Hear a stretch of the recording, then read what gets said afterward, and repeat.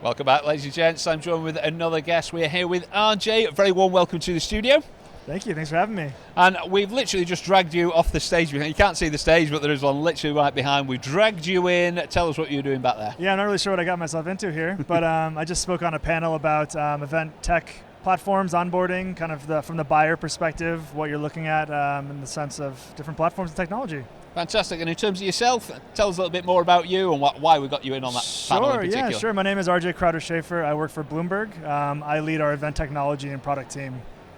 Okay, tell us a bit more about what you guys do.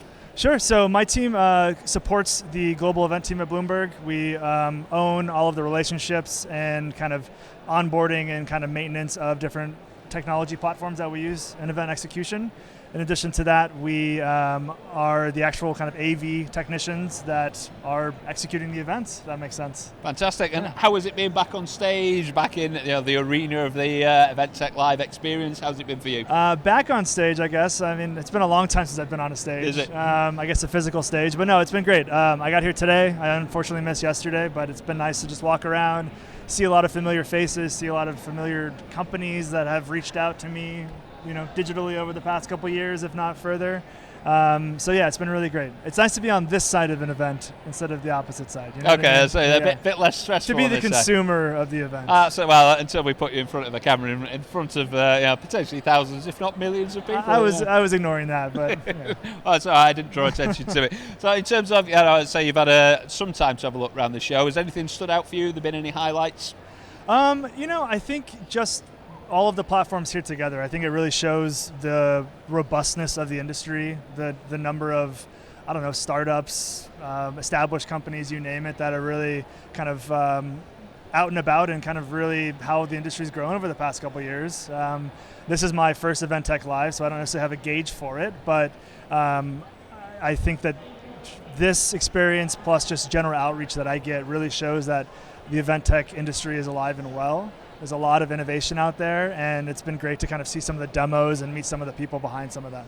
Yeah, so you've taken part in a few demos then. Have you been taking advantage of all the tech demos that are going on? I was going to really dive into that until you guys pulled me in here, so more to come on that. But, yes. There's still time. They are still going on. I say it's interesting you mentioned the innovation and the development and the constant need for new players, because obviously we had the Event Tech Awards last night. I know you weren't here for them, but there was a lot of new names there that they won awards, and 12 months ago some of them were even never heard of. So it's great that you've acknowledged that, and, and this is the place to come for the new players, for those new ideas, and I say the speed of technology as well.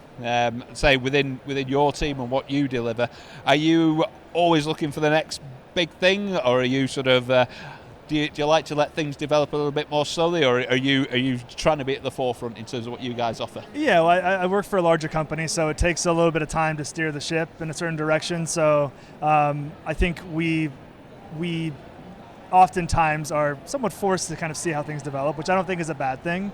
But I feel like we have been looking at certain technologies around accessibility and attendee engagement that we can start to incorporate into the near future, not too distant future. Yeah. And I guess for us, oftentimes I don't think a company needs to be brand new for the technology to be of use, right? Absolutely. You might have established companies that are catching up to other markets, other industries. For example, I was just on the stage mentioning, if you go and watch Twitch, you're going to expect a certain user experience that provides a lot of on-screen content and real-time metrics and all of that that the attendee can kind of engage with.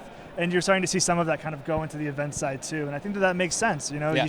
You should be able to, if you're watching an event digitally, for example, it should be the same high-level experience as watching, a news broadcast or some type of video gamer on a platform. I feel like there's opportunities there for the industry to catch up. So I'm rambling a bit there, but all of that is to say is that new technology doesn't mean from a startup necessarily. I think that the past few years has forced, in many ways, established companies to rethink kind of their core products and what they're focusing on. I think it's the adoption, isn't it, of those? Because I say we looked at particularly last year, actually, like the gaming industry and how far ahead they were, and like you say, that sort of use of that technology is trickling into the rest of the events world. So no, absolutely on the money. Well, thank you very much for coming in and talking to us. I say I'll leave you to go and take part in the tech demo, because I don't want you to miss out. Get the full event tech experience. For the rest of us, we're going to go back now to the main stage, ladies and gents. Take a Swim Part 2. We're going to get straight into the action right now.